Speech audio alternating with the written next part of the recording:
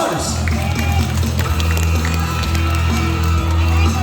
Good afternoon and mayong hapon, ladies and gentlemen. Welcome to Davao Crocodile Park and Zoo, working with nature for a better future. So, quick background on Davao Crocodile Park. We are a rescue center aimed at the conservation, preservation, and hopefully rehabilitation of our animal population, not just here in the Philippines, but the rest of the world as well. My name is Kuya Mark, and this is your keeper talk po. But before we proceed with the show, let's set a couple of ground rules for everyone to follow muna, no? So, first and foremost, as we are going to be working with wild animals, I need everyone to find a seat and remain seated. Oh, please do not try to touch or grab any of our animals that might come your way. Secondly, to those who are still eating, I'm so sorry, please finish up now or kindly keep it lang po, as food is strictly not allowed while the show is ongoing. This is for your safety and the safety of our animals as well. And lastly, to those who want to take photos and videos of our animal ambassadors, pwede po, but please double check your cameras and turn off your flash, as our animals here are very light sensitive. So, with that being said, we will be meeting our first animal ambassador in a few moments, folks, because again, we are still working with wild animals, so we have to adjust to their personalities and not them to us. And it looks like this afternoon, our first animal is not yet ready pa po. So let's just give them some time, okay? Now, while we wait, let me talk about the namesake of our park, of course, our crocodiles. So here in Davao Crocodile Park and Zoo, we have two species of crocodiles. We have the Crocodilus porosus, or the saltwater crocodiles, which are the largest species of crocodiles in the world. And we also have our Crocodilus mindorensis, or the Philippine freshwater crocodiles, which are unfortunately endangered na po. They can only be found in Palawan and Agusan na lang. So as much as possible, let's all try to help in their conservation efforts, okay? Now, it looks like our first animal is ready na pala, ladies and gentlemen. Hold on, let me just double check. Are we ready na, kuya? Alright, so folks, let me ask all of you po. Are you ready to meet your first animal ambassador? Alright, so on my front, Nanay Energy, people sa akong likod, we have coffee dispenser sa likod. Kung nagtuka pa po, kaya maragwag yung ka nagong sa likuran ako. One more time daw, please, a bit louder with more energy. Kamalo ko katugon tantanan because of the weather, pero we need more energy po, folks. So let me ask all of you again, are you ready to meet your first animal ambassador? Yes, young, that's what we want to, folks. So ladies and gentlemen, please help me welcome the alarm dogs of the rainforest, the Kalaw, the Philippine Great Hornbill, that's Mr. Bill, and there he is too, folks. And of course, we also have JJ, Mr. Bill's younger brother. Now, ladies and gentlemen, these are our Philippine Great Hornbills, or locally known as the Kalaw. They get their names from their impressive hornbill, or tuka, which is about 30% of their bodies. And if you can zoom in with your cameras, you're gonna see that they have very long and beautiful eyelashes. So say hello to our audience, Mr. Bell. Say hello to our audience as well, JJ. Good boys. There we go. Kumustahin sila? And Mr. Bell, balik kay Kuya Gmar. And alright, JJ, balik.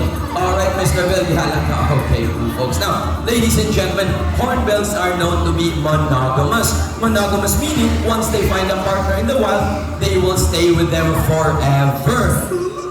Exactly, sana all. No? Sa walang love life pa dyan, mas maganda pa buhay ng kalaw sa atin. Sa uma na to na.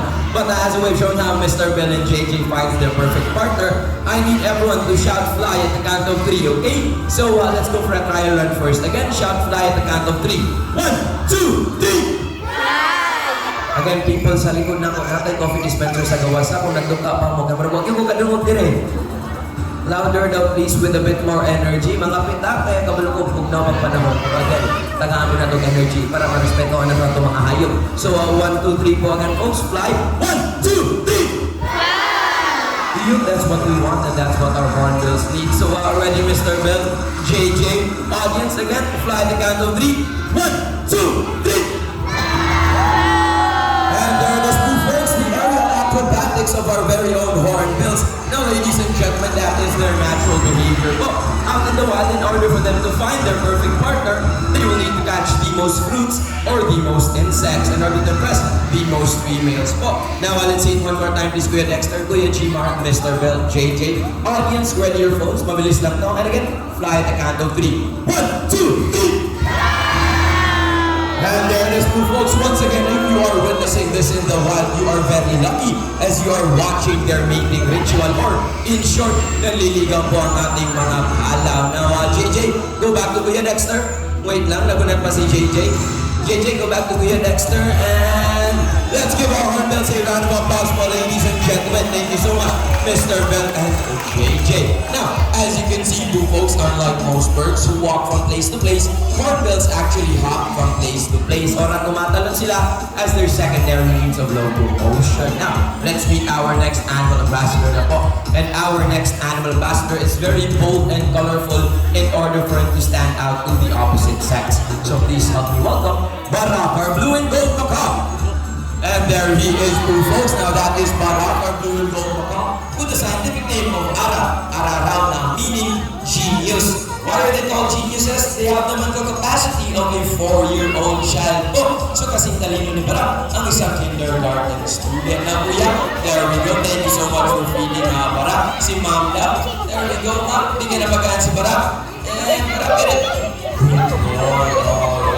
Now, one more for the kuya. Alright, kuya yan. Ibigay ang pagkain kay Kuya Michael. Kay Barak dahil, sorry. Ibigay ang pagkain, kuya. Give the food. Alright, mahiya si kuya. Alright, that's fine, folks. Now, Barak is what we call the zygodactyl feet. Zygodactyl meaning two in the front, two in the back, allowing them to grab items. And as a way of showing you Barak's impressive feet, behind the table we have a kadang-kadang, a traditional Filipino footwear. So, boy, Barak, where are you going, boy? Asa ka? Barak, get on your kadang-kadang. Yan, suot. Suot. And baliktad, boy. Baliktad. Wait lang, adjust muna. Yan, suot. And baklay. And katabi lang. Alright, let's adjust muna via Michael. Barak, get on the kadang-kadang. Suota. Yan, baliktad, boy. Okay, so folks, ato ba? Alright, good boy, Barak. And baliktad ka, Joy. And i-adjust muna Kuya Michael, nalibog si Barak. So let's allow him to correct this mistake po. And one more time. There we go, Taruman. And there it is, folks. Now that is inside your dactyl feet at work. Once again, do in the front, do in the back. Allowing them to grab items. So thank you. And babaan na, Barak. Boy now. Appear muna Kuya Michael. Appear. High five. Boy. Now folks, not only is Barak fashion conscious, but he is also environmentally conscious. So now let me ask the audience and be honest, okay? Who here segregates their trash? Or minsan nag-segregate sa basura natin din? We have ate, we have kuya, we have ate as well. We have ate as well over there. We have ate as well. We have kuya. So folks, as we can see, a lot of kids segregates their trash. Ang mga adults, and guilty no. As we can see, unfortunately, not a lot of people segregate their trash po. But hopefully we'll all learn a valuable lesson from Barak. Because we have a time labeled biodegradable and another time labeled non-biodegradable po. So double check muna ni Barak and Michael will drop trash on the table and we'll see how Barak segregates his mess. So that we'll all learn a valuable lesson from him. So Barak ready? Michael ready? Taka! And let's see what Barak picks up first. It looks like a piece of plastic, which is going to the non-biodegradable good boy Barak. Let's see what he picks up next. It looks like another piece of plastic, which is once again going to the non-biodegradable bin. Let's see what he picks up next. It looks like a piece of leaf or Davao, which is obviously going to the biodegradable bin. So one last piece of trash, Barak. Put it in the nice leaf boy. And the last piece of leaf is going to go to the biodegradable bin, ladies and gentlemen. Hopefully everyone learned a valuable lesson in helping our environment. Oh, thank you so much for that. Again, folks, Barak is a certified genius, but with intelligence comes moodiness. No, and Barak wants to go home na daw. So, everybody wait, Barak, bye-bye, please. Wait, Barak, bye-bye, and Barak, everyone, bye-bye. Barak! When he does his head tilt move, folks, it means he wants to stay in the show. But of course, we need to highlight our other animals naman. So let's just give Barak and Kuya Michael the round of applause that they deserve, ladies and gentlemen. Thank you so much to the both of you. Alright, now let's meet our next animal ambassador now. And our next animal ambassador is the opposite of Barak. Oh, once again, while Barak is very bold and colorful, our next animal ambassador is plain white lamb, just like a cloud. So please help me welcome Jumbo, the umbrella-crested cockatoo. And there he is, too, folks. Now that is Jumbo, the umbrella-crested cockatoo, with the scientific name of Kakatua alba, meaning older brother in Indonesian po. Now, ladies and gentlemen, Jumbo is a multi-talented artist. Pag-ABS-CBN, pag-GMA ng bird na to. So let's see some of his talents today, shall we? But first, let me ask the audience, who wants to see Jumbo dance? Kasi gusto makakita mo sa'yo si Jumbo?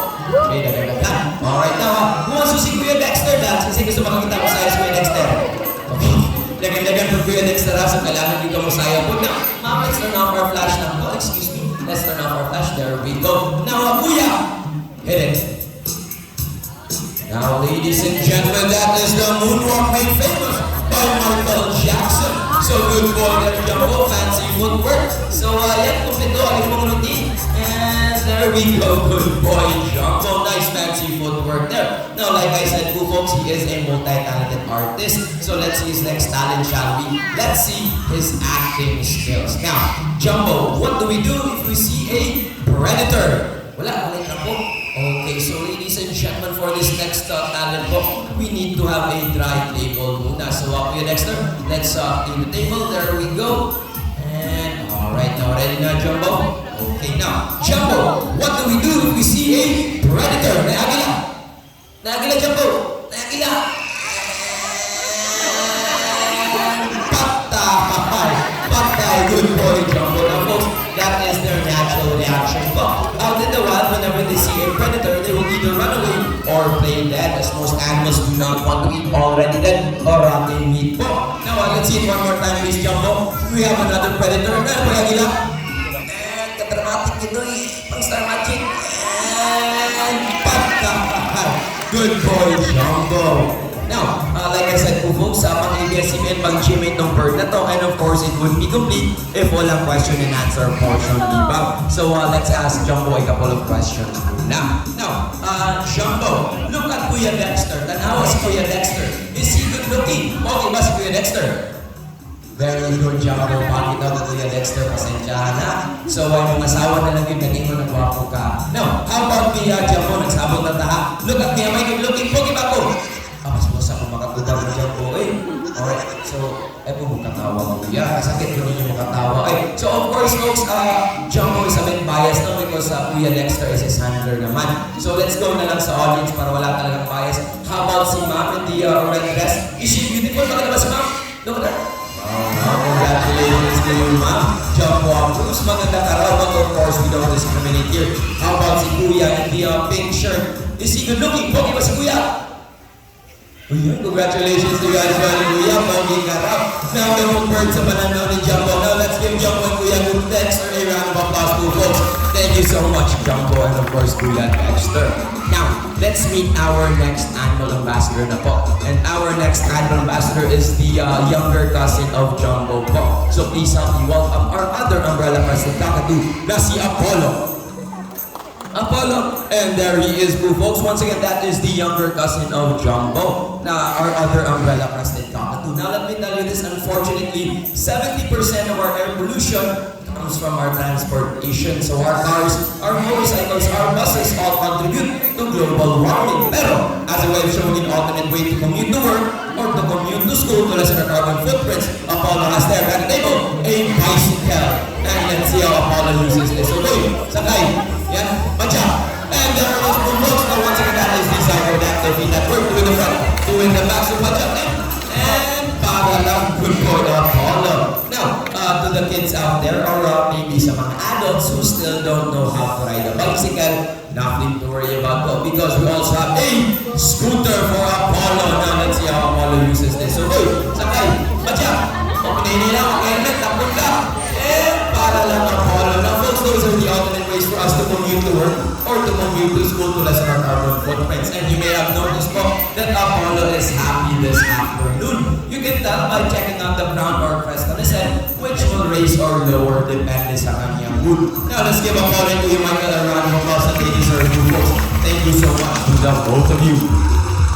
Alright, now, let's meet our next animal ambassador now. And our next animal ambassador is very unique to folks. There are actually 3 animals in one. So let's see if the audience can take a guess on who they might be. No. So, first clue. What animal has 9 lives? Cat, tama. Very good, cat. Second clue. What animal is Winnie the Pooh? Bear, tama. Very good, bear. Third clue. What animal ang kamukha ng katabi nyo ngayon? Grabe po ka. Sir, wala magiging sila kung nakakasuko sa pagkatapan. Nakikita sa away nyo diya. Pero you are correct po folks because our next animal ambassador are 3 in 1 po. So I would like to direct your attention to your left. And please help me welcome Teddy, our Palawan Bearcat. Now that is Teddy, our Palawan Bearcat with the scientific name of Arctic-ish binturong. They have the face of a cat, the body of a bear, and the very impressive tail much like a monkey. Now, with his tail, Teddy is capable of hanging from branches. So wait lang po folks, nagunat pa mong binturong. And once again, with his tail, Teddy is capable of hanging from branches po. So boy, down, Teddy, down, down. Down, down, down. Wait lang, nagunat pa mong binturong. And time's up. Drum roll please. And there it is, move folks. Now with this tail, Teddy is capable of hanging from branches. Now ladies and gentlemen, that tail can act as a fifth limb, meaning it is prehensile in nature. The definition of prehensile is being able to grab. So it is just as dexterous as our hands or kasing galing lang ng ating mga kamay. Now folks, I would like to direct your attention na naman to your right. And please help me welcome the older brother of Teddy na si Uno. Uno, halika na dito po. Yeah. Now folks, Uno is a bit more shy compared to Teddy, so let's just give him his time, okay? Now, we will see why they have bears in their names as well. Because much like bears, Uno is also capable of standing up on his hind legs. So Uno, halika na dito boy. And there he goes po. Now once again, with his hind legs, Uno is capable of standing up. So up, boy, up. And there it is, ladies and gentlemen. And if you notice, he uses his tail to balance himself as well. Now, trivia time too, folks. Animals that walk on 4 legs are called quadrupedal. Animals that walk on 2 legs are called bipedal. Now, pag naka-wheelchair sila, PWD ang tawagan na sila, folks. Now, fun fact pala about their cats, their poop and their feet actually smells like fresh popcorn. Of course, we don't recommend you smelling our bear cats. Mambrasan pa mo, sala pa may maka-issue pa ta. But we promise you, their poop and their feet actually smells like fresh popcorn po. So they are very pleasant smelling animals. Now, Kuya Michael, ano yung pinapakain mo? Okay, saging. Saging or bananas daw, folks, which are fruits. So let's see if the audience knows their bonus grade 6 question sa exam. Now, what do we call the animal that primarily eats fruits or prutas lang ang kinakain? Example in Kuya, no? Herbivore, thank you so much for that. Now, you are correct po. But we're looking for a very specific answer to animals that only eat fruits po or prutas lang ang kinakain. So, let's go with something easier muna, no? We all know animals that eat herbs and grasses are called? Herbivore. Herbivores, tama. Animals that eat meat or carne are called? Carnivores, tama. Animals that eat herbs, grasses, as well as meats are called? Omnivores, much like us humans, but we can be considered as omnivores. Now, one more time, what do we call the animal that primarily eats fruits or prutas lang talaga ang kinakain? Very close, Kuya. Dili, kinsa to naging udia. Dili fruit salad ang tubaghan. Kinsa naging fruit salad. Balik. Wala. Come here, Kuya. Let's help the audience. Ikaw, come here. Halika, ikaw. Halika. Sige na, let's help the audience. Let's help the nila lang ang answer.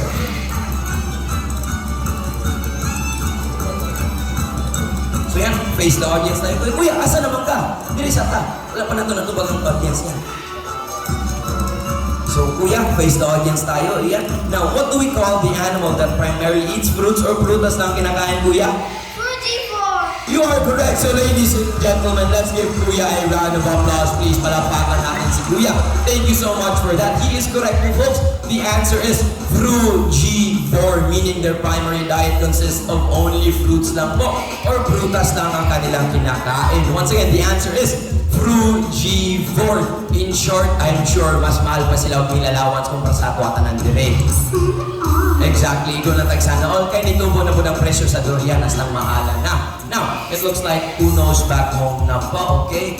And okay, perfect. Teddy's back home as well. Now let's meet our next animal ambassadors. So ladies and gentlemen, please help me welcome the legends themselves, the fan favorites. Ladies love them.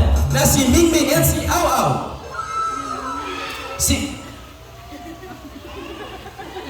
Ay, dili ni si Mingming ha, dili po ni si Au Au. Si Kuya Dexter na mo ni, dili na mo ayo.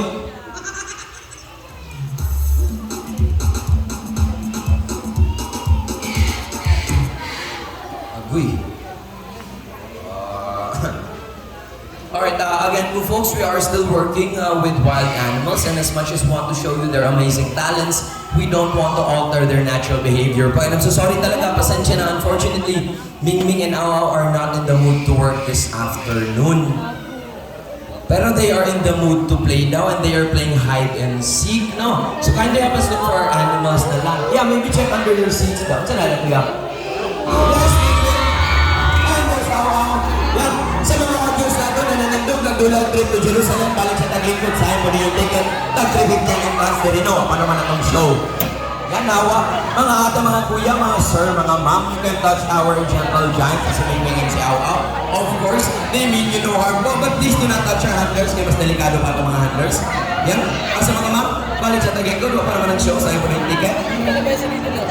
As we can see po folks, a lot of kids are braver than the adults.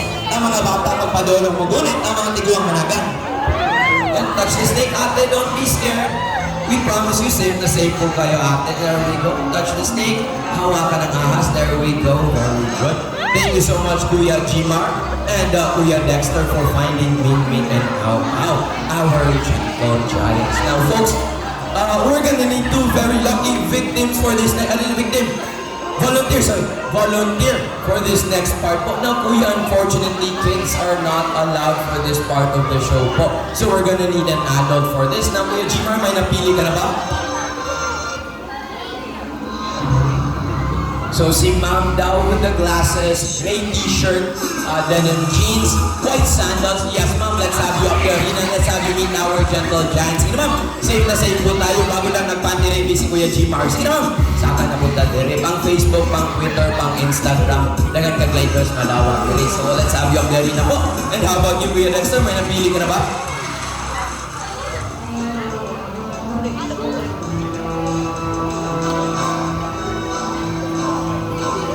Okay, so si Ma'am daw with the flower dress, blue flower dress, may glasses. Yes, Ma'am. Hello, Ma'am. Let's have you up there rin na po. Let's have you meet our gentle giants. Sige na, sayang ang opportunity. We promise you, safe na safe po tayo. Dili ka, ayaw mo talaga.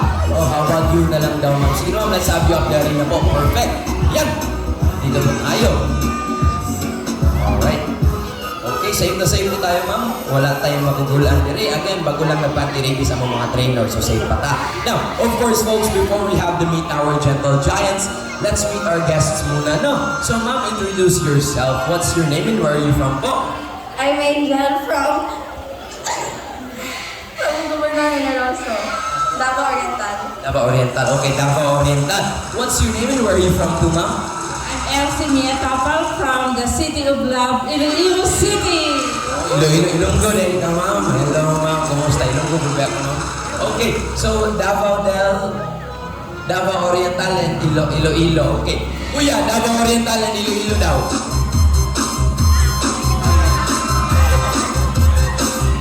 Sayang, Ma'am. Wait lang. Time's up. Pause. Okay. Alright. So it looks like hindi kayo na-orient, Ma'am. No, so once you step into the arena, Ma'am, kailangan talagang sumayaw. You will have to show us your best talent po. Because of course, ating animal nagpakita ng kanilang talent. Ang humans as well dapat, di ba? So kailangan talagang sumayaw. Now, since you are in Davao, the birthplace of budots, marunong ka ba magbudots, Ma'am?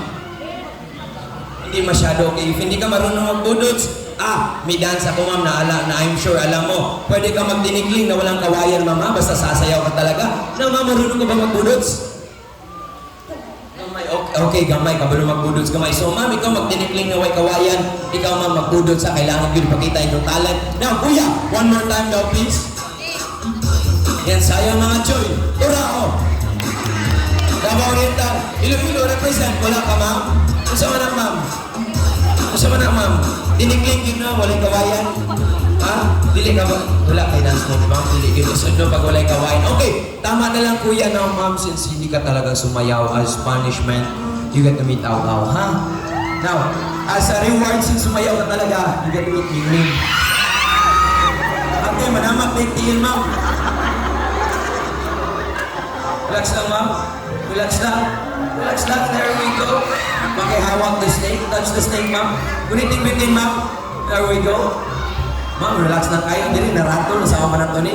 Now, ladies and gentlemen, these are our Burmese pythons with the scientific name of Python bivimpatus. They are the 5th largest species of snake in the world and they are considered as non-venomous naman po. Meaning, if they bite you, ma'am, dili ka mamatay. Pero they are constrictors, meaning they will crush every single bone in your body and swallow you whole alive at first. No? So, depende na on your point of view. Now, sino kasama mo, ma'am? Who are you with? Sila. Sila. Okay. So, with family, right? Family. Okay, so family, please take lots of beautiful photos for her po. Pang Instagram, pang Facebook, pang Twitter. Of course, don't forget to tag us at Davao Crocodile Park and Zoo. So yan, picture. We should be good na, Kuya Lex. So we can remove the snake na. Thank you so much, ma'am. And we can return to our scene na, ma'am. Thank you very much. Now, dito naman tayo, ma'am. Kapit na moment ng perwisyo. Kamay na lang yun. Sibog na rin. Center the arena. Kamay na lang yun, ma'am. Kaya pa na, ma'am. Kaya pa na ito nga. May problema na, ma'am. Relax lang. Now, sino kasama mo? Who are you with po? Family mo. Saan ang family mo? Kaway sa family. Family. Hello, family. So, family, watch this.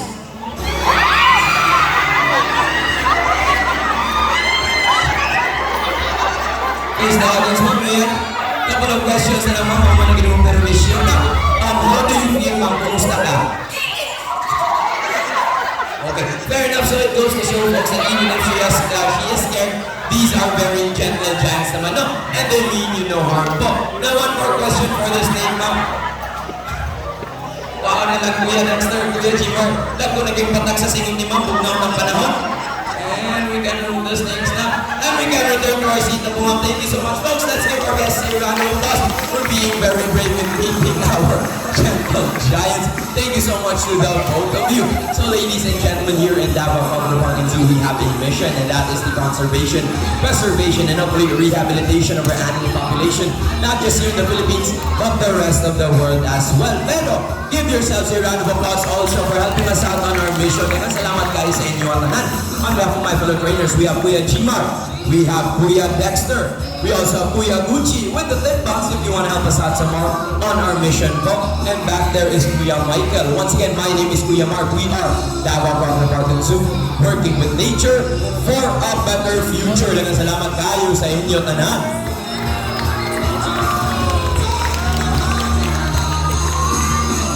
Yun. Pero that's not all mga po, folks, because if you want to have your photos taken with our animal ambassadors, just form 2 lines over here, 1 group or 1 family at a time lang po. Or if ayaw nyo ng ahas, just form a line to the side and meet our birds. So ladies and gentlemen, please check your surroundings, pick up any trash, and throw it in the